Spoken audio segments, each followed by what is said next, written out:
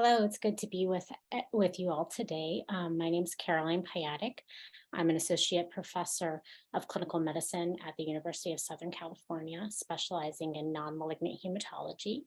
Today, we'll be talking about paroxysmal nocturnal hemoglobinuria, or PNH.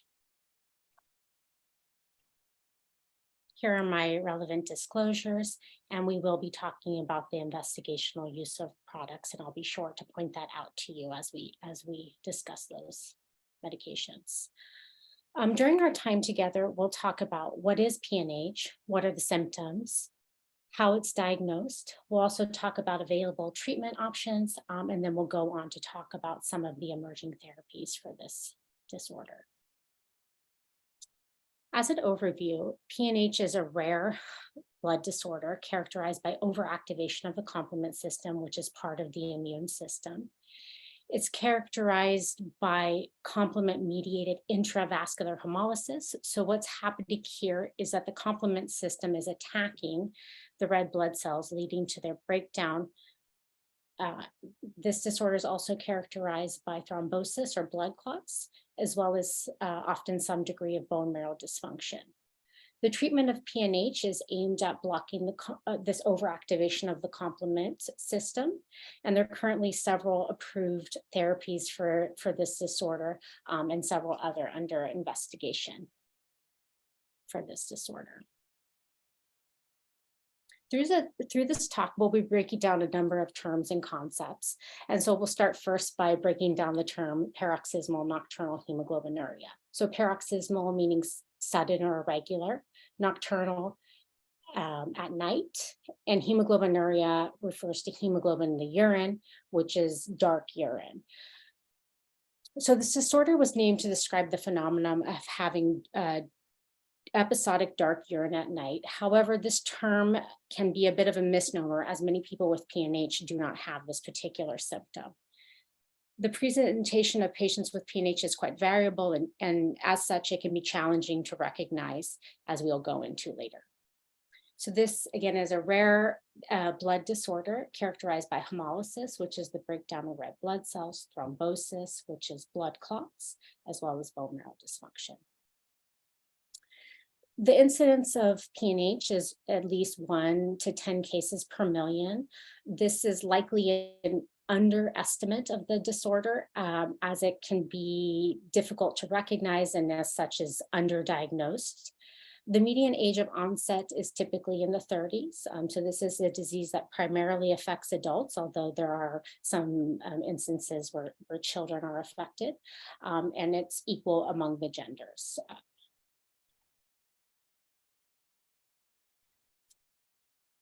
PNH is caused by an acquired mutation in the PIG-A gene in the stem cells. This gene is located on the X chromosome. It's involved in GPI synthesis. This is a glycoprotein that links various proteins to the cell surface. Ordinarily, the GPI-linked complement regulatory proteins CD55 and CD59 on the surface of red blood cells act as a shield from attack by a part of the immune system called the complement system. However, in PNH, the red blood cells lack these proteins on their surface, and the red blood cells are then susceptible to attack and destruction by the complement system. And this destruction of the red blood cell is called hemolysis. So PNH is characterized by intravascular hemolysis. So this is hemolysis occurring within the blood vessel, which we'll talk about in a moment. And this attack is through the complement system, which is part of the immune system. And so putting this together, we call this a complement-mediated hemolytic anemia. It's characterized by thrombosis, and these blood clots typically occur in the veins and often at unusual sites, which we'll go into a little bit later. And then there's often some degree of bone marrow dysfunction in patients with PNH. So this can occur as, can range from mild cytopenias to folks who have an overlap syndrome with aplastic anemia, and less commonly myelodysplastic syndrome. Okay, so let's talk a little bit more about hemolysis and the complement system. Okay, so what is hemolysis? The typical rate of red blood cell production is about 1% per day. And this red blood cell production is meant to match the rate of destruction of red blood cells. And so this is normal age-related death of red blood cells. So as they get older, they die, and then the body compensates by producing new red blood cells. In hemolysis, there is an accelerated destruction of red blood cells, leading to decreased red blood cell survival. And this often leads to anemia, which is a low hemoglobin or hematocrit. Hemolysis stimulates a compensatory increase in red blood cells by the bone marrow, and this can be measured with through the reticulocyte count. And the reticulocytes is the term for early red blood cells. So in hemolytic anemias, we often see that the reticulocyte count is increased.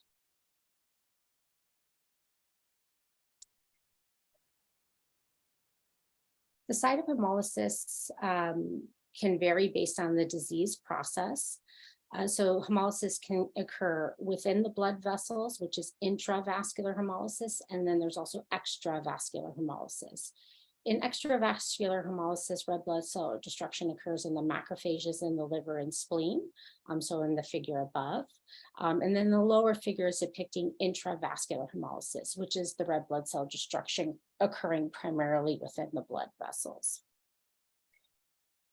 This is the predominant mechanism of hemolysis in PNH, but extravascular hemolysis can be an issue in some patients, as we'll get into a little bit later.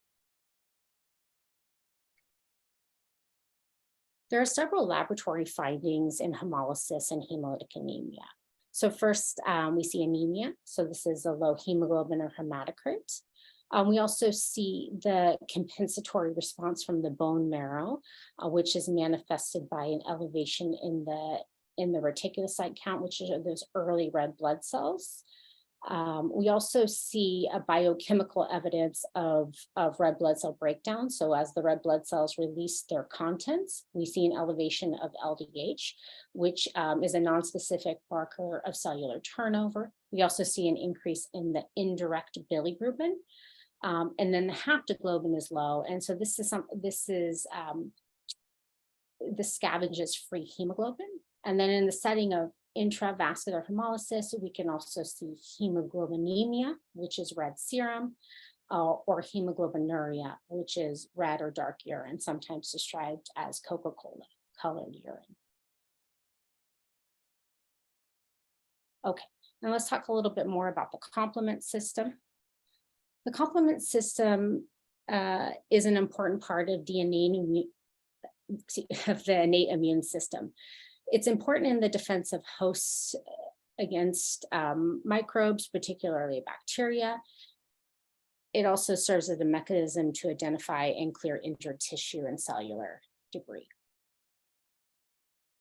The complement system can be initiated by different triggers through 3 different pathways. There's the classical pathway, the lectin pathway, and the alternative pathway. All of these pathways lead to the formation of the C3 convertase, the C5 convertase, and ultimately the membrane attack complex, or MAC, which forms pores in the target cells and lysis of the cell. The complement pathway is complex, and we won't go into too much detail here, but it's important that we discuss it since it underlies the pathophysiology of the disease as well as the treatments. So just to foreshadow the treatment portion of the talk, there are drugs that target C5 in the terminal pathway, and then also drugs that target C3, and there are investigational agents targeting factor B and factor D in the alternative pathway. Okay, so let's put some of these concepts together. In PNH, the red blood cells lack the GPI anchored proteins on their surface that act as a shield. Without the shield, the red blood cells are susceptible to being attacked by the complement system, which causes breakdown of the red blood cells in the blood vessels, which is called intravascular hemolysis.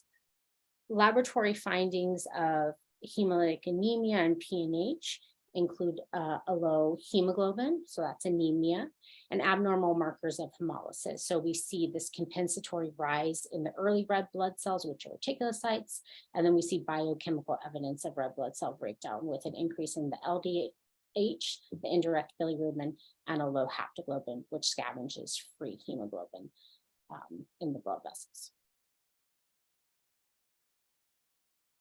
Okay, so let's talk more in detail about the symptoms of PNH. So this is data from the International PNH Registry, looking at patient-reported symptoms of PNH. And as you can see, fatigue is the most commonly reported symptom, occurring in 80% of respondents here in the registry, followed by headache, dyspnea, which is shortness of breath, hemoglobinuria, which is hemoglobin in the urine with the dark urine, abdominal pain, scleral icterus, which is yellowing of the white part of the eye, which is a manifestation of jaundice where the bilirubin is elevated, erectile dysfunction, chest pain, confusion, and dysphagia, which is difficulty with swallowing.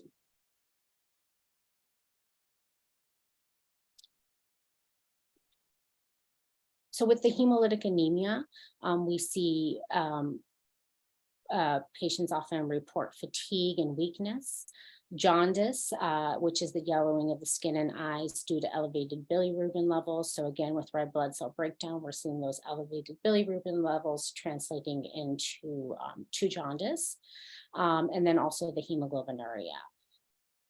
Patients may also have thrombosis and vasospasm or smooth muscle dystonias. So to talk a little bit more about thrombosis. So thrombosis is the leading cause of death in patients with PNH. However, the incidence of thrombosis has substantially decreased with the availability of complement inhibitors. So in the past, about 40% of patients with PNH had thrombosis. However, with the availability of complement inhibitors, the risk of treated patients now appears to be similar to age-matched controls.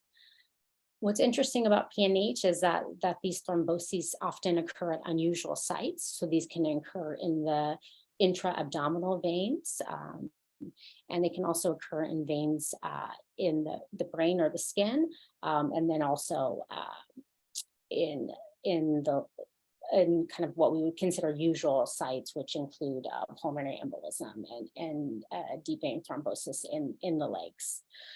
These clots tend to be in the venous system as opposed to the arterial system. However, arterial clots can occur.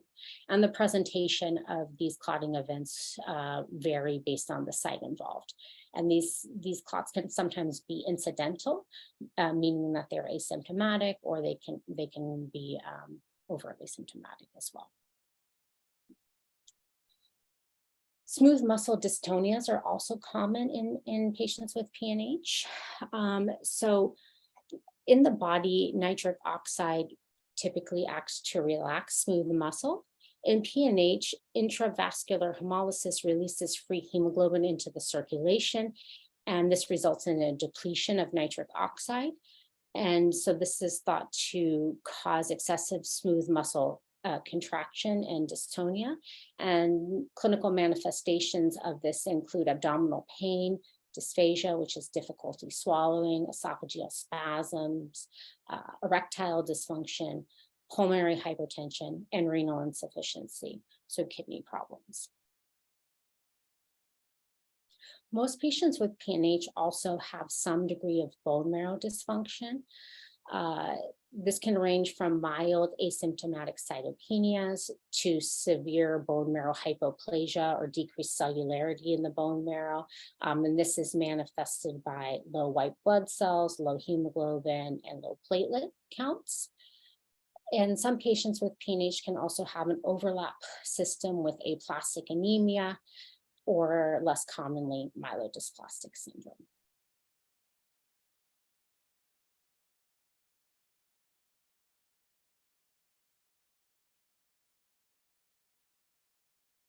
Due to its varied and nonspecific symptoms, there's often a delay in the recognition of this disorder. However, once it is recognized, so when somebody presents with a hemolytic anemia, some cytopenias, thrombosis, and there is clinical suspicion for PNH, the testing for PNH is straightforward with a high sensitivity flow cytometry, which is done on blood. This test demonstrates the reduction or loss of the GPI anchored proteins on red blood cells and white blood cells. So this again underlies the pathophysiology or the defect in the disease. So we're testing for the loss of those GPI anchors. This testing quantifies the size of the PNH population in the red blood cells and the white blood cells. And it's performed using fluorescently labeled monoclonal antibodies that bind to the GPI anchored proteins in an assay that's called FLAIR, which refers to the reagent used here. And it's important that we're looking at both the size of the red blood cell and white blood cell clone. The issue with looking at just the red blood cell clone alone is that it may underestimate the size of the clone due to rapid turnover of red blood cells. And then also the clone size may be diluted out if somebody's received a recent transfusion of red blood cells. In terms of other testing, so some patients with PNH will also need to undergo a bone marrow biopsy. So this is typically indicated when there are significantly low white blood cells or platelets. And this is used to evaluate for the presence of a bone marrow failure syndrome as a contributor to the cytopenias.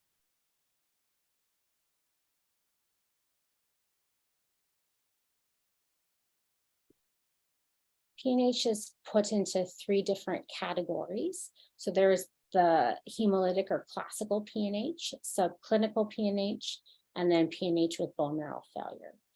In classical PNH, there are clinical findings of intravascular hemolysis with an elevation in the LDH. The granulocyte or white blood cell clone is typically large, greater than 50%, and there's no evidence of bone marrow failure. Subclinical PNH refers to PNH where there is not a substantial component of intravascular hemolysis, and as such, there's only mild elevations in the LDH. The PNH clone size in the white blood cells is typically low, as well as in the red blood cells, and there's no bone marrow failure.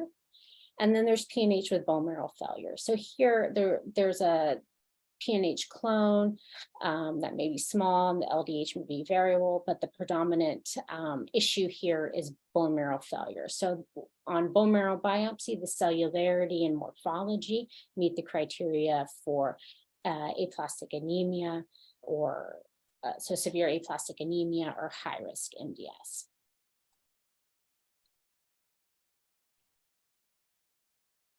Moving on to talking about treatment of PNH. So if somebody has significant bone marrow failure, then the management strategy is directed towards treating the bone marrow failure syndrome. So for somebody with aplastic anemia, this would include immunosuppression and consideration for a bone marrow transplant, for example, or if it was MDS specific treatments. And then for those patients who have PNH-associated clinical findings, then the treatment is long-term complement inhibitor therapy. So again, just to remind you, since PNH is due to overactivation of the complement system, then the treatment is going to be geared towards blocking the complement system. All right.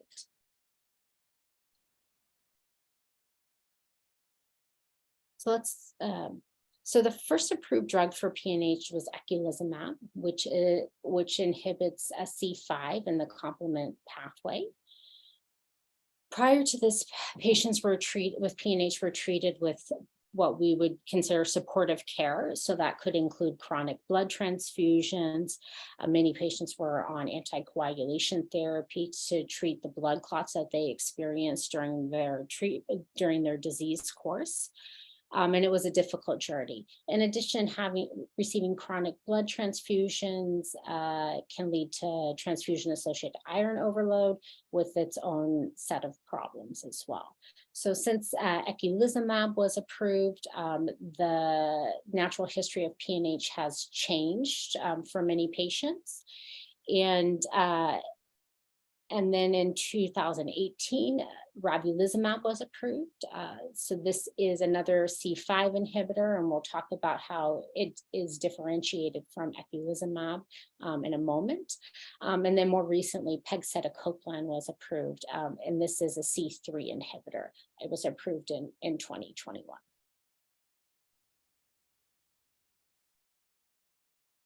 Okay, so we're back to our complement pathway, so we can discuss the targets of these medications. Both eculizumab and ravulizumab target C5 in the terminal portion of the complement pathway. Pegcetacoplan is what we call a proximal inhibitor targeting C3. And we'll talk a little bit later about the investigational products here with the asterisks next to them.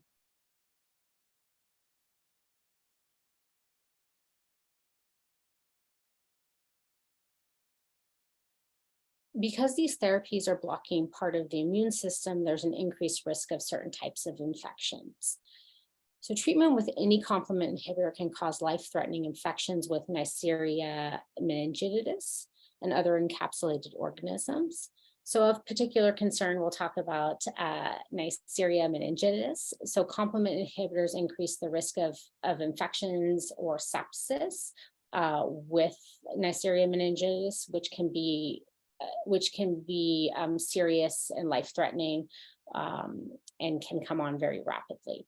So it's imperative that all patients are vaccinated for Neisseria meningitidis. There are 2 vaccines that should be received. So there's the conjugate and the group B vaccines, and patients should maintain being up to date with these vaccinations per local guidelines. Based on patient and physician preference, some folks will remain on prophylactic antibiotics in addition to vaccinations. And because while the vaccines are effective, they do not eliminate the risk of Neisseria infections. It's important that patients are aware to seek immediate attention if they develop symptoms that may be suggestive of this type of infection. So this includes fever, nausea, vomiting, headache, myalgia, which are muscle aches, or other symptoms, again, that are suggestive of meningitis, regardless of vaccination status. Other encapsulated organisms for which there are vaccines available include Streptococcus pneumoniae and Haemophilus influenza type B. And these are typically also given to patients on proximal inhibitors and can be considered according to local guidelines for patients on C5 inhibitors as well. In terms of monitoring once on complement inhibitor therapy, I just wanted to touch on a few concepts. So the currently available treatments are intended to be indefinite therapies. What we're looking for on treatment is clinical improvement of symptoms of PNH. So this would be improvement in fatigue, as well, or improvement in fatigue, energy, as well as improvement of some of those smooth muscle dystonias that we had talked about, the dysphagia, abdominal pain, erectile dysfunction, for example. In terms of laboratory monitoring, we're looking at improvement in the markers of hemolysis. So we want to see that the hemoglobin improves and that there's also control of intravascular hemolysis, which means that the LDH is near normal on therapy. And during the course of disease with PNH, patients can experience times where they have what's called breakthrough hemolysis. And this is where there is reemergence of hemolysis despite therapy. This can occur in the setting of complement activating conditions. So these are situations where the complement system is revved up, and this can include infections as well as surgery. And then patients can also experience breakthrough hemolysis related to the medication dose and dosing interval as well. And then, as mentioned before, we want to ensure that patients are up to date with their vaccines for encapsulated organisms due to the ongoing risk of Neisseria infections and infections of encapsulated organisms during their treatment course. Okay, so we'll go on now to talk about eculizumab. So as mentioned, this was the first approved drug for PNH. It is a humanized monoclonal antibody, which binds to C5. By doing so, it prevents the cleavage of into C5a and C5b, blocking the formation of the MAC and protecting the PNH red blood cells from hemolysis. In clinical trials for eculizumab, it was shown to control intravascular hemolysis, improve hemoglobin, reduce transfusion needs, reduce the risk of thrombotic events, which again, we had talked about is the leading cause of death in patients with PNH. And it's also been shown to improve quality of life as well as survival in patients with PNH.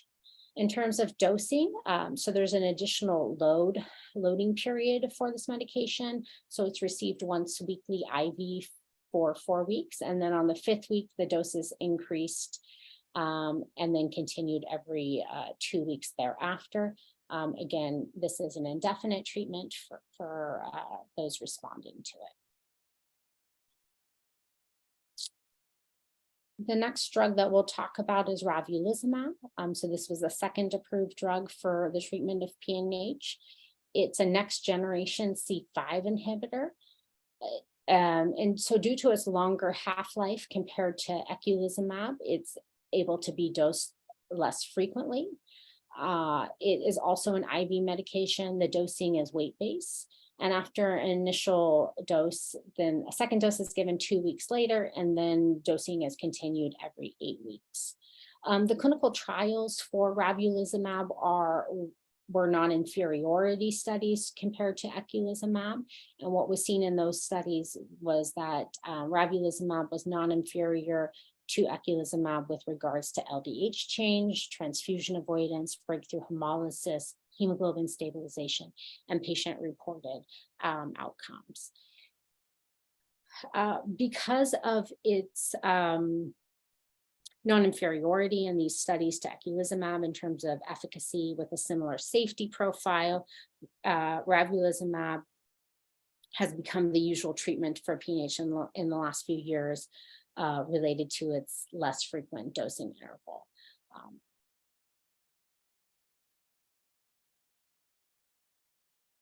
While many patients derive substantial improvement from C5 therapy, there are still some patients who experience residual anemia despite C5 therapy, which is due to extravascular hemolysis.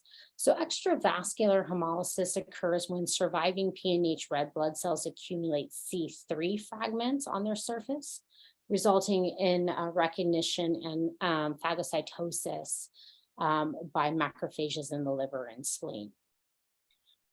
Extravascular hemolysis can manifest as persistent anemia despite C5 inhibition and may contribute to the need of continued red blood cell transfusions in these patients. It's characterized by a persistent mild to moderate anemia with an elevated reticulocyte count.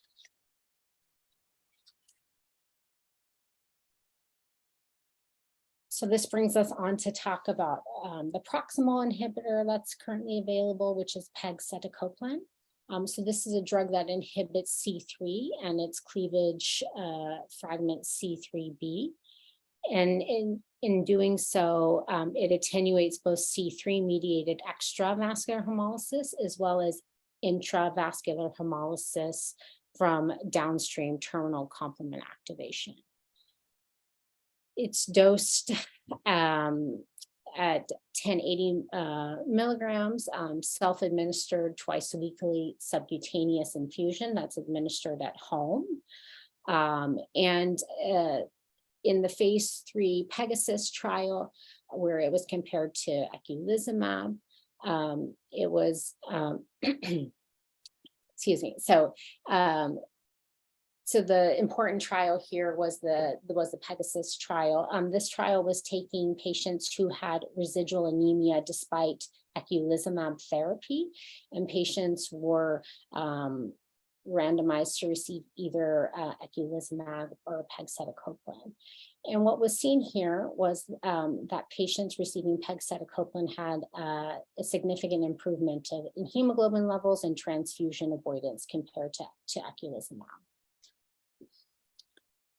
There's additional clinical trial data supporting the use of pegcetacoplan in complement inhibitor naive populations as well.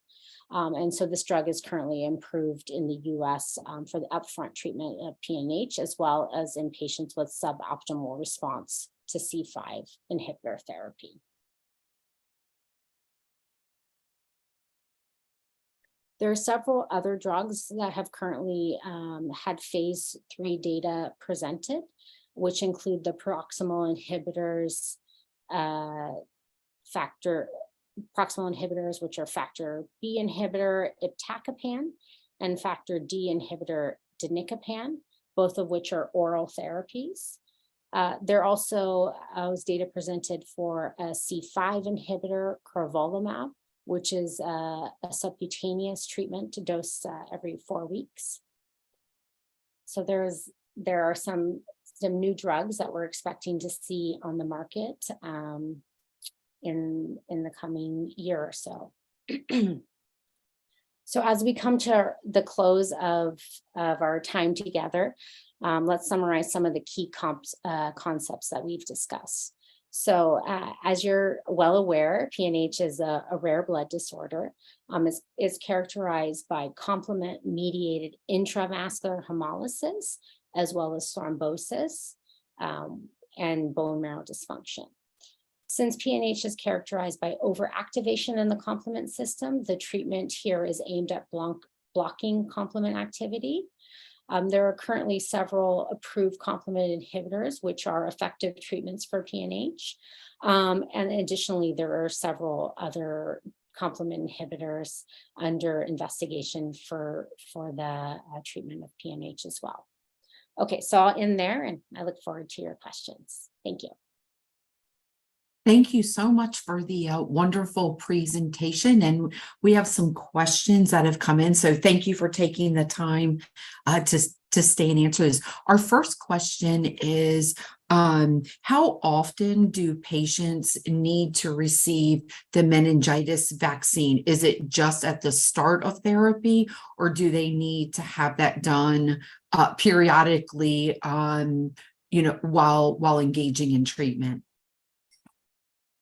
So the conjugate vaccine is administered every 5 years, and then the group B has a slightly different frequency, but it should also be repeated. Thank you so much. Our next question comes from a patient that is not currently on therapy, newly diagnosed within the last, she said, 4 months. Had aplastic anemia and now has been told that she has PNH as well. And with all the new therapies being available, how does one decide which therapy is appropriate for a patient? So the most common drug that's used up front at this point is ravulizumab. Usually, and that's because of the less frequent dosing frequency compared to eculizumab.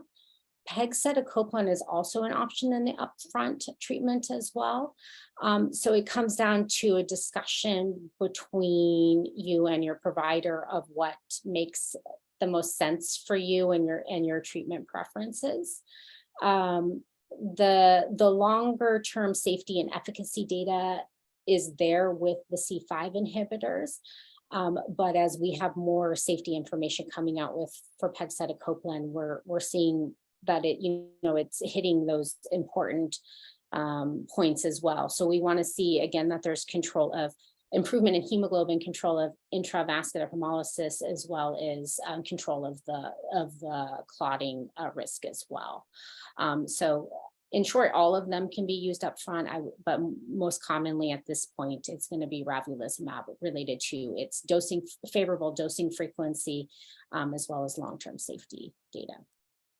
Thank you so much. Our next question comes from a patient who is currently using ravulizumab, but they're having breakthrough hemolysis. If they were looking to switch to Empaveli, what is that process? So typically what happens is that you would, sorry, is the question more about the logistics of it or I believe so. If they were asked to switch treatments, what's the process of switching from one treatment to another? Is there I guess they're asking, is there a weaning off of one treatment before you start the other?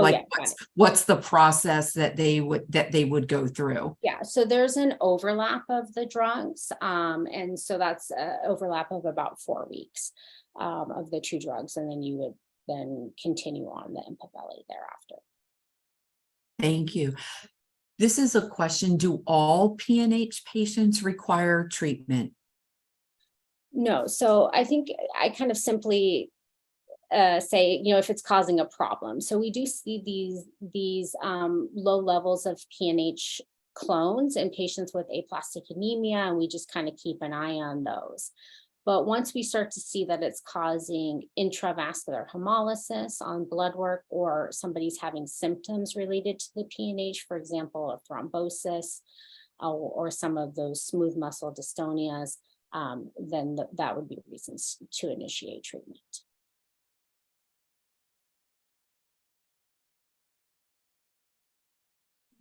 Thank you so much. Is treatment with PNH lifelong? And if so, why? So at this point, the available treatments are lifelong therapies. And the reason for that is that our treatments right now are really just working for short periods of time. And we hope in the future there'll be further advances that allow for finite courses of treatment. But again, at this time, that's not, we don't have those types of options available. When is transplant an option that patients with PNH should consider? So at this point, we don't typically do transplants for just PNH itself. However, if somebody has a large component of aplastic anemia, those are the folks that would head over to transplant.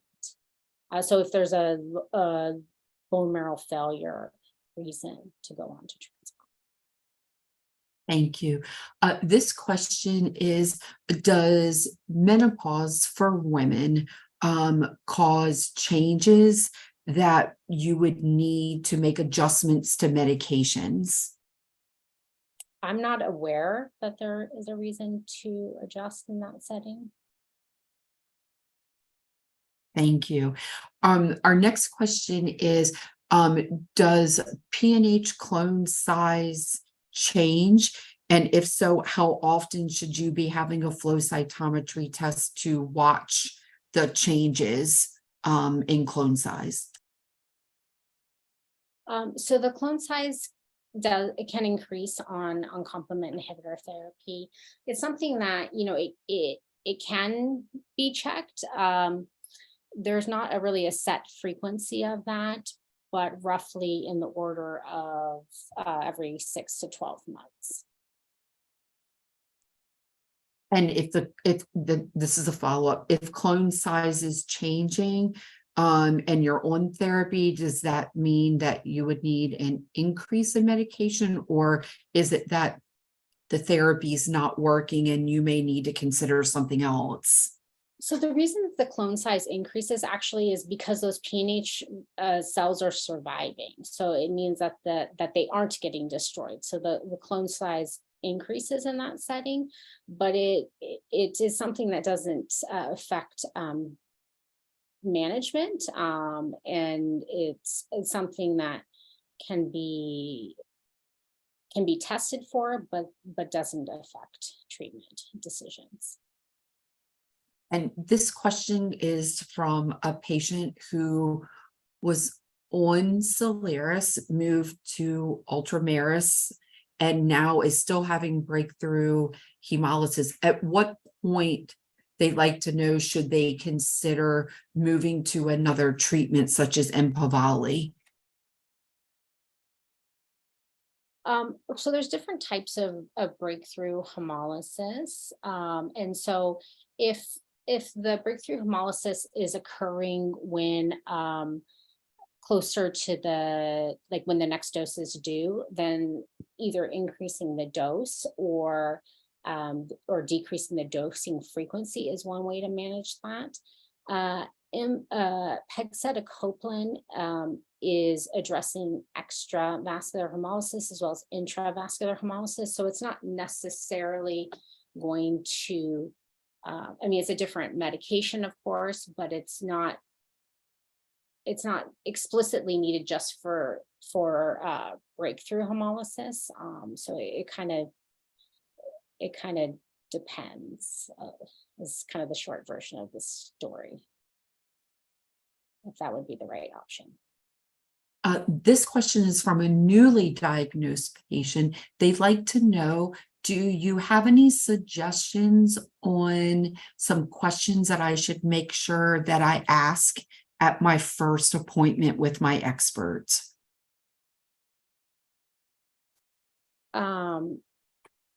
So I think the questions to ask would be about the just getting a good understanding of the blood work, the degree of the anemia, and the kind of understanding the biochemical markers of hemolysis. If there are other cytopenias, if there's a reason to have a bone marrow biopsy, if that hasn't been done already. And then as you go through treatment choices, trying to get a sense of what fits in with your lifestyle, and getting a sense of if, for example, medications like eculizumab and ravulizumab can be given in the office, they can also be given through home infusion, and just trying to get a sense of how you can pursue therapy in a way that works with everything else that's going on in your life. And I think it's an exciting time in PNH where we have options, we have good options, we have options that we can really take into account shared decision making with our patients about their, what they want to do and that sort of thing. And then those options are going to be expanding, hopefully in the coming months to years. And so I think you want to get a sense too about what might be potential options for you in the future as well, once we have some new drugs approved. Thank you so much. And our last question actually is from an aplastic anemia patient who says, I've heard, is it true that most aplastic anemia patients will go on to develop aplastic anemia? And if so, why? Sorry, can you say the question again? Sure. This is from a newly diagnosed aplastic anemia patient. They'd like to know, because they've heard that aplastic anemia patients most go on to also be diagnosed with PNH. And if so, they'd like to know, why does that happen? So it's fairly common to detect a small PNH clone in patients with aplastic anemia. And so for a number of patients that can be surveilled and watched, and then if it increases over time or there's evidence of intravascular hemolysis on blood work, then treatment would be considered at that point. But for a subset of these patients, it's just something small that we keep an eye on and doesn't require a specific treatment. And the reason that this happens is that in the setting of aplastic anemia, there's a dysregulation of the immune system, which allows that kind of abnormal PNH stem cell to proliferate. So it's basically kind of like the two together can lead kind of as a kind of a setup for the expansion of the PNH clone in that kind of background of a damaged bone marrow from the aplastic anemia. Well, thank you so much for sharing your time and your expertise with all of us today. The webinar was so informative and we really appreciate it. If you're watching and you'd like to watch the session again at a later time, it will be available on the platform within the next hour, and you can watch by clicking on replay or by navigating the on-demand tab in the platform hub. If you have any additional questions, you can send it to us at any time in 3 ways. Send an email to help@aamds.org. You can give us a call at 800-747-2820, extension 2, or you can submit a question to our Facebook page. On behalf of the Aplastic Anemia and MDS International Foundation, I'd like to thank you for joining us today and making us your resource of choice for information on bone marrow failure diseases. Our medical advisory board and team are always here to support you and your family, as we've done for the past 40 years. This concludes our program.